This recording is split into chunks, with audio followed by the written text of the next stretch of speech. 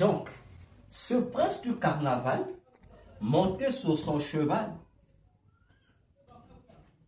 ou son char, cheval avec char, et c'est sur son char à lui qu'on mettait les divinités, on mettait les statues des divinités, et il était accompagné et entouré des femmes, des jeunes filles perverses, c'est-à-dire des jeunes filles qui avaient une tenue de perversion sexuelle. Vous comprenez lorsque je parle de femmes perverses, sexuelles, les mots parlants. Alors, vous allez constater que ces éléments-là se retrouvent bel et bien dans la cérémonie et l'ouverture des Jeux Olympiques Paris 2024. C'était juste pour vous présenter ces fondements et maintenant nous allons rentrer en profondeur pour comprendre ce message satanique contre l'Église de Jésus. Alors, nous poursuivons, nous rentrons dans notre matière. J'ai parlé du culte de Bacchus. Point 2. Parlons du Jésus nu. Le Jésus nu ici, c'est l'individu en bleu qui chantait. Il y a un individu, cet individu de l'image, comme on voyait, cet individu bleu, il est bleu et il est nu et il chante. Mais l'image de cet individu-là qu'on a représenté sous la forme de Jésus, mais c'est ça, c'est lui, ce démon-là, il est comme ça. C'est lui Bacchus en fait. Donc on l'a ramené en personne là. C'est la personne en bleu. C'est Bacchus ou encore appelé Dionysos. C'est lui. Il est là nu. Et pourquoi il est là? C'est là que vous devrez comprendre un élément fondamental. Il est nu. Et je vous ai dit, cette nudité-là, le fait qu'il soit nu, ça nous renvoie à un élément. Quel est l'élément? Ça nous renvoie à la promotion,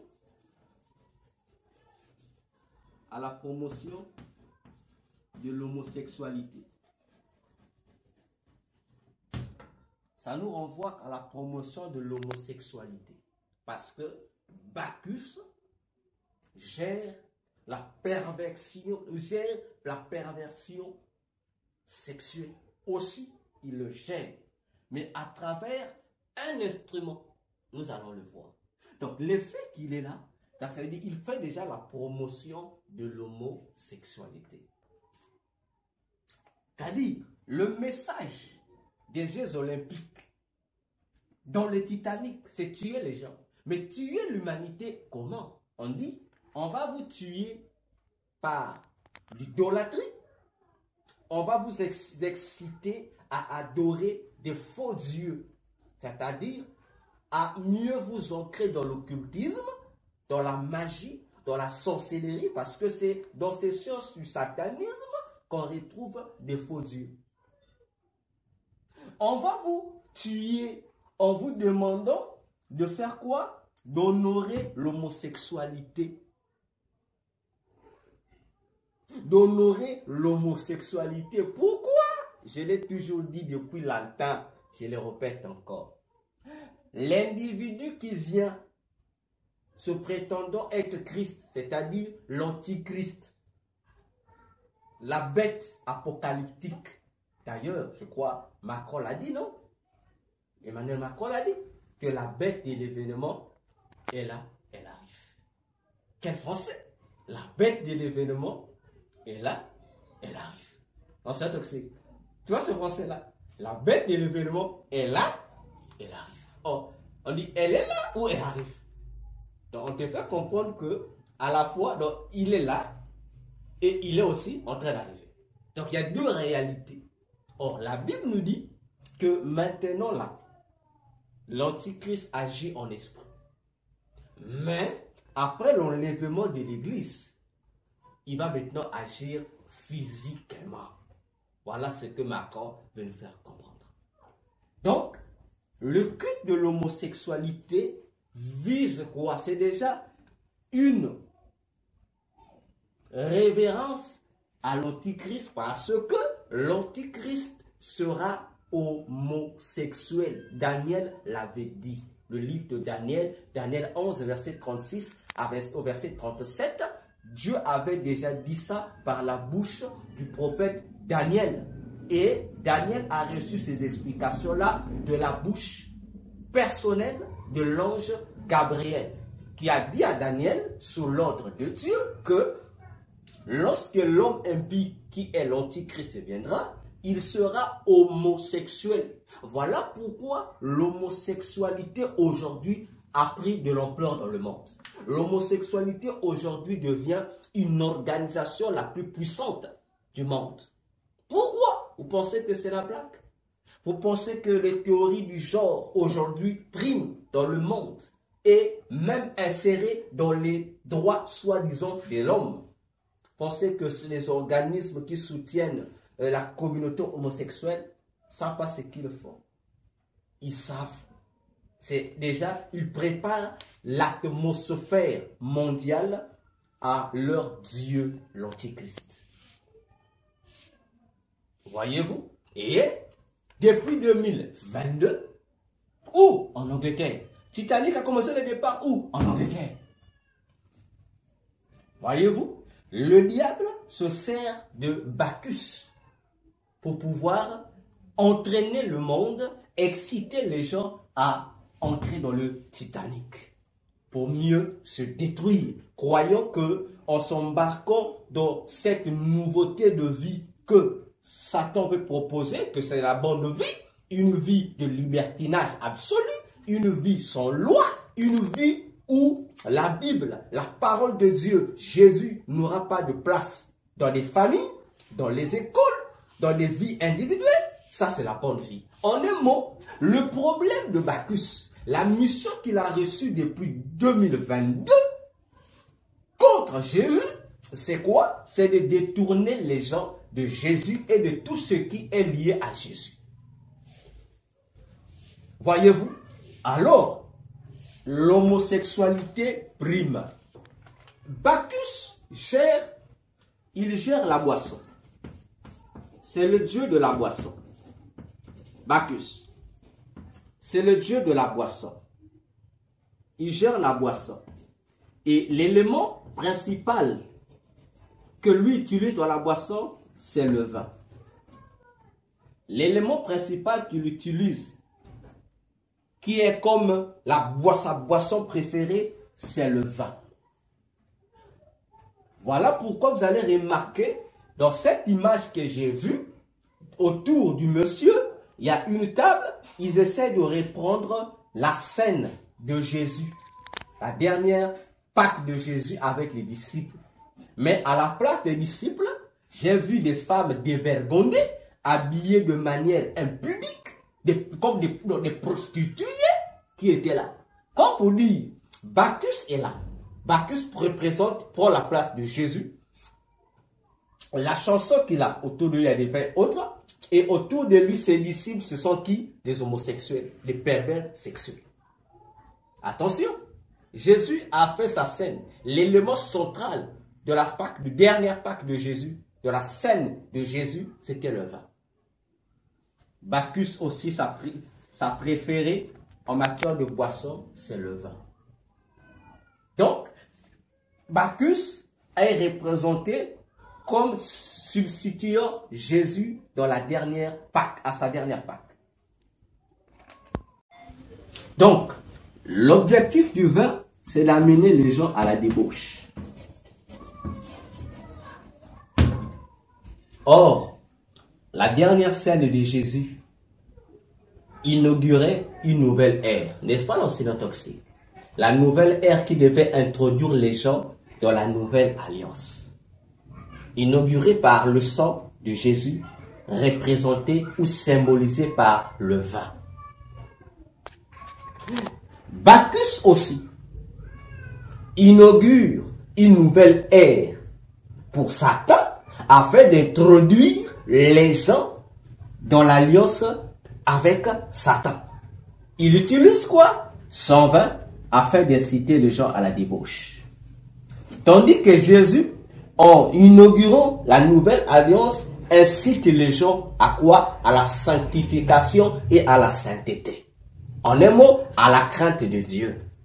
C'est pourquoi lors de la scène, Matthieu 4, non, Jean 14, Jean 15, Jean 16, il a insisté aux disciples en leur disant, si vous m'aimez, gardez mes commandements. Donc, pour rentrer dans la nouvelle ère inaugurée par Jésus, il faut garder le commandement de Jésus. Cependant, pour rentrer dans la nouvelle ère inaugurée par Bacchus pour le compte du monde des ténèbres, il faut faire quoi? Il faut pratiquer, garder également les commandements de celui qui n'est pas Jésus, de l'Antichrist. En un mot, pour rentrer dans la fameuse nouvelle ère du monde des ténèbres, il faut que l'humanité tourne le dos au commandement de Jésus. Rappelez-vous, Daniel avait aussi annoncé par la bouche de Gabriel, l'ange Gabriel, que lorsque l'Antichrist viendra, il changera les temps et la loi de l'Éternel. Il va changer ça. Parce que le changement du temps influence celui de la loi. Alors, c'est ce que l'Antichrist va faire. Voyez-vous? Et je répète, l'Église du futur, vous, l'Église qui allez atteindre 2025, toi le chrétien qui aura l'opportunité d'atteindre 2025, sache que tu fais partie de l'Église du futur. Sache que déjà avant 2025, Satan annonce déjà publiquement ce qu'il va faire. La crise qu'il va imposer aux gens. L'obscurité qu'il va s'aimer dans les églises afin d'éteindre la lampe de Jésus qui s'y trouve. Et si la lampe de Jésus s'éteint, ça veut dire l'église perd la clarité. Et si l'église perd sa lumière, l'église devient ténèbres. Or, Satan est appelé le prince des ténèbres. Ça veut dire que cette église-là va appartenir au diable. Rentre ici, dans la nouvelle ère.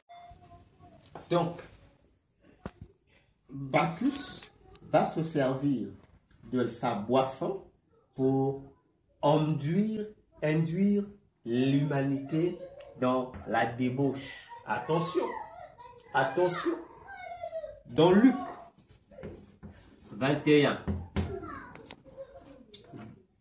32 à 36, Jésus, s'adressant à ses disciples, leur a mis en garde contre cette débauche, la débauche du manger et du boire, pour les inviter à veiller et prier concernant son retour. Alors, les Jeux olympiques veulent nous communiquer le message du démon Bacchus.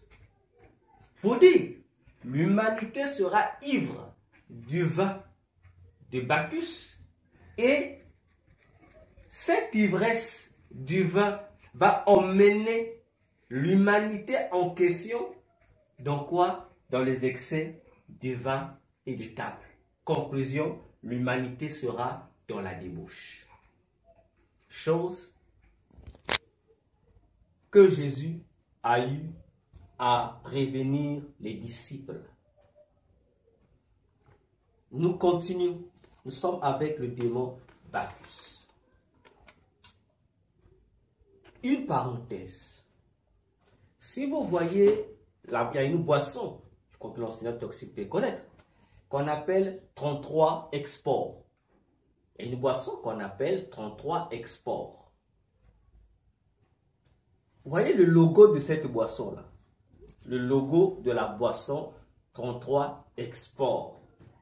Ce logo-là est la représentation du démon du démon de la cigarette. En fait, c'est le logo du démon de la cigarette. Le démon qui gère la cigarette et une certaine catégorie des boissons dans le monde des ténèbres. Donc, le logo de la boisson 33 Export, c'est l'étendard bien d'un autre démon qui gère la cigarette et certaines boissons. Je ferme ma parenthèse. Alors, bien-aimés dans le Seigneur, nous comprenons déjà l'enjeu de ce démon Bacchus ou Dionysos. Vous allez constater que nous allons nous retrouver sur la même cérémonie que Jésus, partageant un repas centré sur le vin pour introduire dans une ère nouvelle. Le diable aussi, dans les Jeux Olympiques de 2024 à Paris, vient de refaire la même chose, comme je le sais de l'insister, pour nous emmener dans une autre dimension satanique du monde des ténèbres, afin de nous égarer, afin d'aider les païens, l'humanité à être des antichrists comme leur futur maître. Alors, vous allez constater la couleur bleue. Pourquoi le bleu? Pourquoi le bleu? Mais le bleu évoque ici une fausse sacralité. La personne Dionysos teint en bleu, le bleu là évoque sa nature de Dieu. En fait, une fausse sacralité. Parce que la vraie sacralité, spirituellement, tous les magiciens le savent et les occultistes, lorsqu'on parle de la couleur de Dieu, il s'agit du vrai Dieu, c'est la couleur bleue.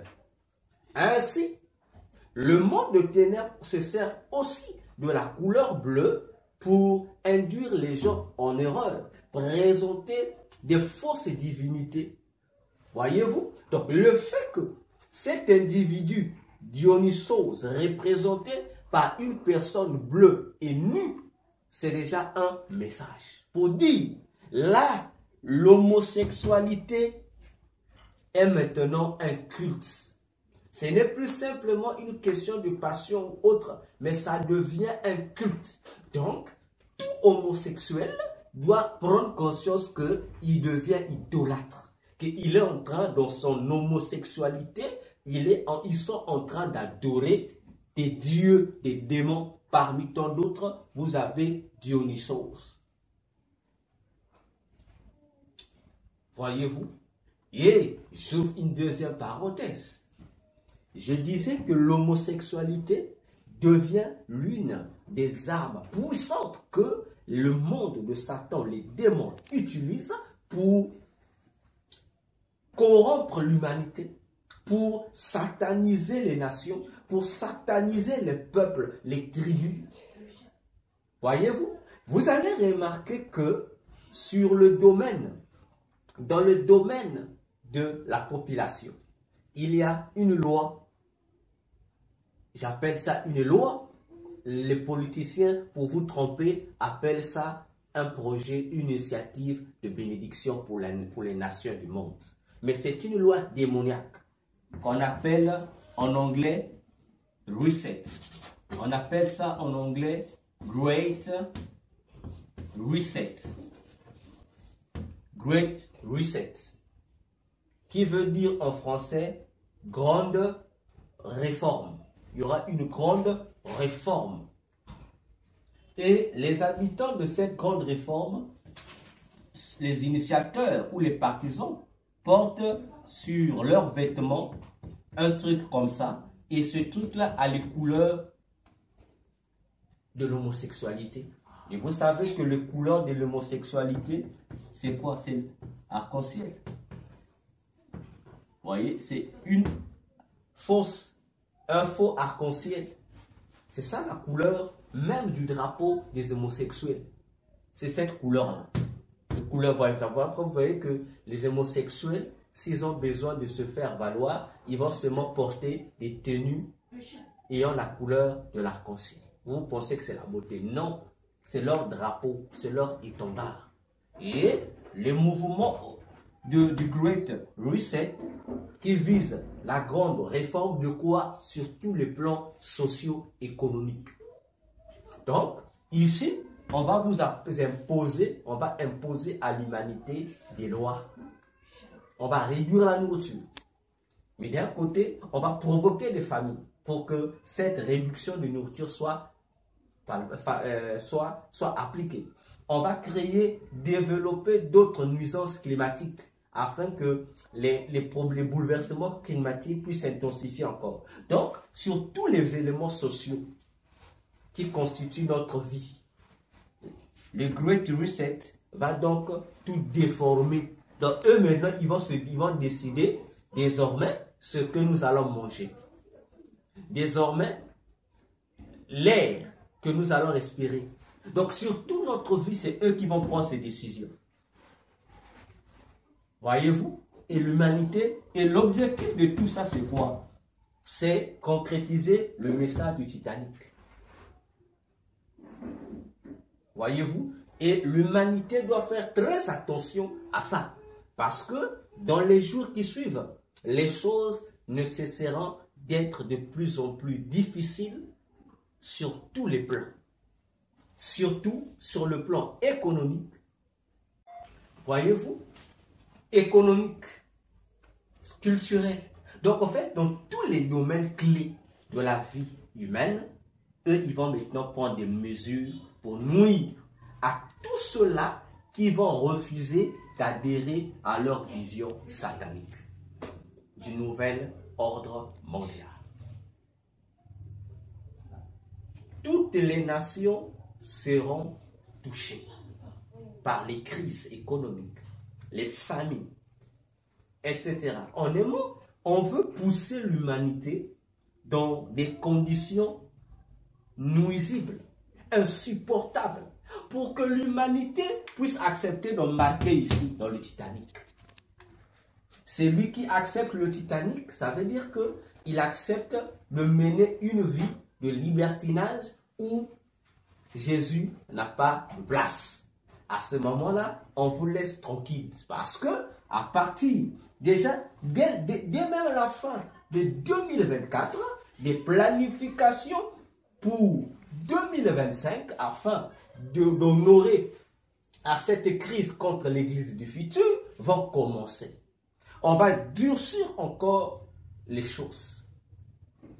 Alors, l'Église du futur se prépare, je dis bien, puisse se préparer à la grande persécution qui les attend. Ça veut dire que dans la persécution du futur, les acteurs majeurs, parmi tant d'autres, il y aura les homosexuels, autrement dit, la communauté des homosexuels, l'homosexualité sera de la partie. Et tous ceux-ci sont en train d'accomplir parfaitement les prophéties de la Bible.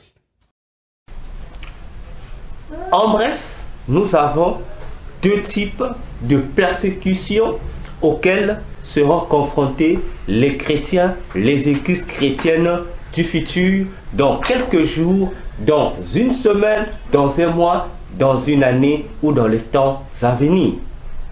La première persécution est physique et inaugurée par la scène de la Pâque, la dernière Pâque de Jésus, bien sûr,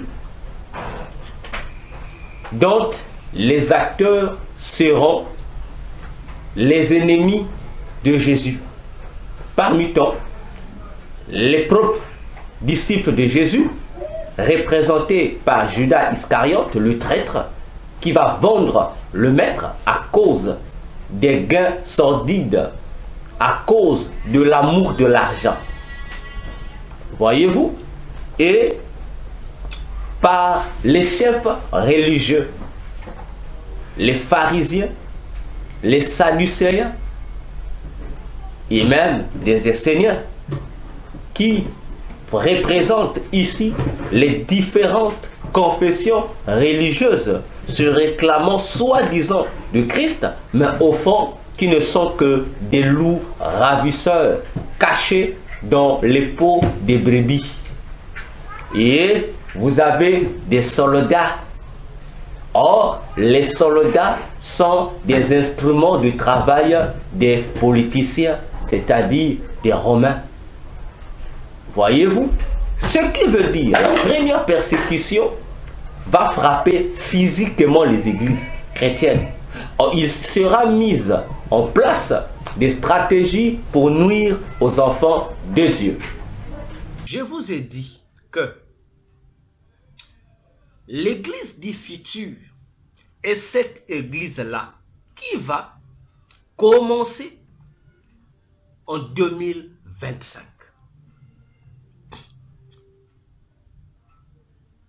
L'église future est cette église de Christ qui va entrer en 2025. C'est cette église-là qui est la cible du monde des ténèbres par rapport aux stratégies que le diable a utilisées dans le passé, mais qui seront ressuscitées avec de nouvelles modalités dans le futur afin de mieux combattre cette église du Christ. Ainsi, les Jeux olympiques ont confirmé cette révélation du Seigneur sur le Titanic. Je ne sais pas si vous avez suivi cette ouverture. Pour moi, bien-aimé dans le Seigneur, j'ai glorifié le Seigneur parce que les révélations qu'il a données à propos de l'Église du futur sont bel et bien vraies. Remarquez que l'élément phare du décor de cette ouverture, bien-aimé, de ces Jeux olympiques, c'était quoi? C'était la scène du dernier repas de Jésus avec ses disciples dans la chambre haute. N'est-ce pas? Alors, dans cette ouverture de la cérémonie, il y a eu plusieurs symboles occultes.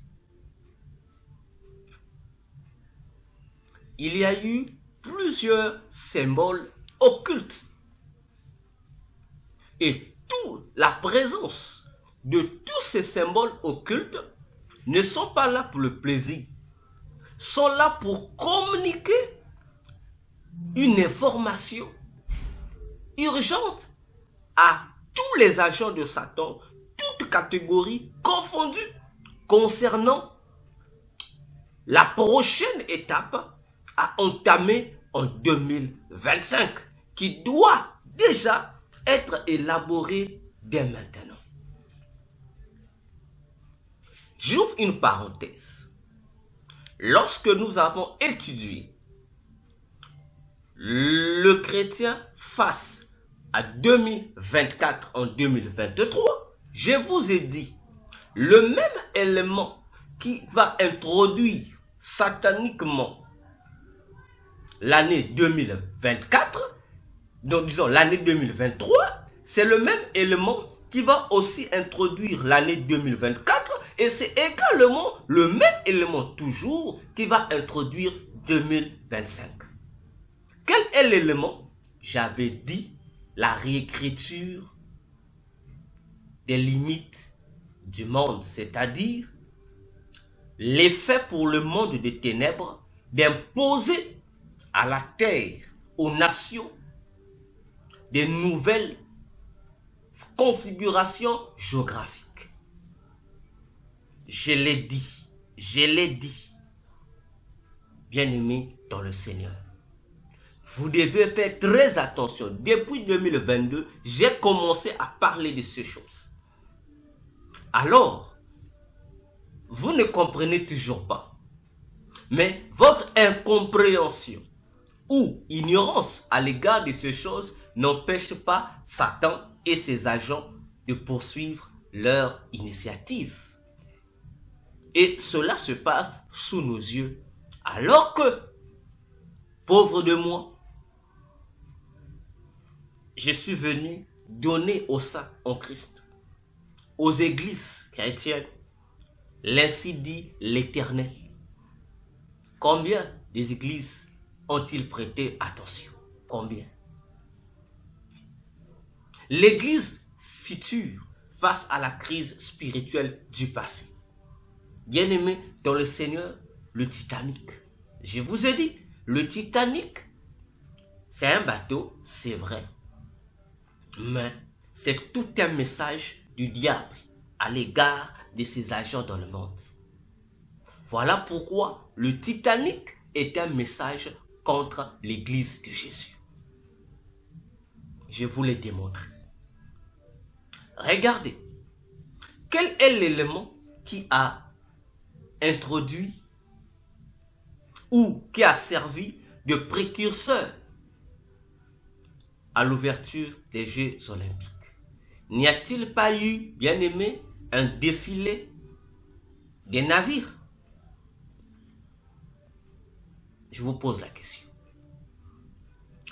N'y a-t-il pas eu toutes les nations qui sont venues pour participer aux Jeux Olympiques? N'ont-ils pas eu à naviguer? N'ont-ils pas été mises chacune dans des bateaux, dans des navires ou dans des pirogues pour d'autres, pour effectuer ce déplacement symbolique en forme de défilé vers l'endroit régi pour dire que les Jeux Olympiques de cette année est un message. Ceux qui ont suivi ce que j'ai dit dans la grande conférence Le chrétien face à 2024, vous allez retrouver ce qui s'est passé à longtemps avant l'ouverture, à l'ouverture des Jeux Olympiques, ce que j'avais dit. Ok? Les nations ont défilé à partir des navires. Ça doit nous interpeller parce que ça nous ramène au message diabolique de Titanic. Bien-aimés dans le Seigneur, faites attention. Vous saurez pourquoi les nations devraient-ils arriver à la Sereine, là, en défilant au moyen des bateaux ou des navires. Eh bien, ça vous ramène à l'image phare de... Pour dire que ce message sur la dernière scène du Seigneur Jésus-Christ dans les Jeux Olympiques est encore une alarme que le diable et ses acolytes lancent à l'endroit de tous leurs serviteurs qui œuvrent dans le monde. Pourquoi? C'est simple. Lors de la scène de Jésus, vous devez retenir deux éléments fondamentaux. Premier élément, lorsque Jésus est là avec ses disciples, voulant partager ses dernières heures d'intimité avec eux, il y avait parmi eux, il y avait deux individus qui étaient des traîtres. Et oui, Jean 13, les premiers passages précisent. Il y avait un premier traître qui était Judas Iscariote, le trésorier de Jésus, et un deuxième traître qui est le 13e apôtre, qui n'est autre que Satan le diable, qui était aussi là à l'intérieur de Judas. D'ailleurs, avant même d'entrer dans Judas, Satan était aussi dans cette salle. Lisez bien Jean 13, le premier passage. Satan va entrer en Judas, ce n'est que plus tard. Voyez-vous? Donc, c'est déjà un message qui dit, lors de la dernière scène de Jésus, il y a déjà deux traîtres qui vont comploter. Pourquoi faire? Pour faire souffrir le Seigneur Jésus-Christ par la suite. N'est-ce pas ce qui est arrivé? Pour dire le premier message d'alarme que l'organisation satanique lance à travers le monde contre les chrétiens et les églises, c'est quoi? C'est que ils vont s'apprêter à mettre en place des mécanismes qui vont intensifier la souffrance, la persécution contre eux. Et cela sera plus effectif lorsque nous allons entamer 2025. Déjà, les préparatifs de cette persécution intense vont commencer bientôt, juste d'ici fin 2024. C'est le premier élément qui doit retenir notre attention, nous chrétiens, concernant l'indice, concernant cette première alarme que Satan a diffusée au travers de cette scène pascale lors de cette cérémonie des Jeux olympiques.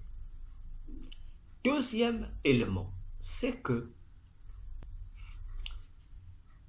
après cette scène, non seulement que Jésus devait connaître des terribles tribulations, des terribles souffrances entre les mains des traîtres de l'Alliance, entre les mains de Judas Iscariote, sous complicité du diable avec les chefs religieux de l'époque. Alors, Jésus a aussi effectué une traversée des eaux pour aller dans l'autre bord.